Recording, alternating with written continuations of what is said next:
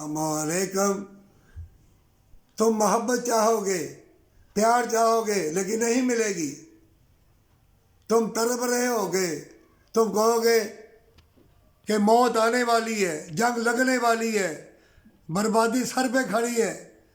کھانے پینے والی چیزیں بھی تمہاری دشمن ہو جائیں گی، ہوائیں مضر ہو جائیں گی، زمین کی چیزیں تمہارے لیے مضر ہو جائیں گی.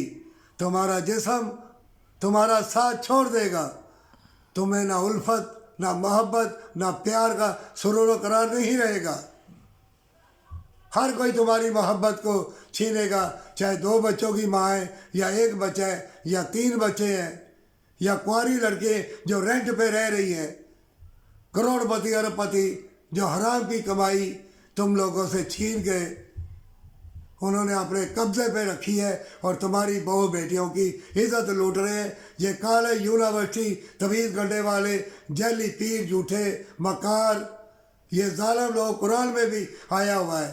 اگر باز نہ ہوگے، اللہ کو سچے دل سے یاد نہ کرو گے، ہمیشہ کی جنت کے لیے حق حلال کا رزق نہ کماؤ گے، تو فتنے والی لڑکیاں اور فتنے والے لڑکے آئیں گے، ہمیشہ کی جنت چھڑا دیں گے.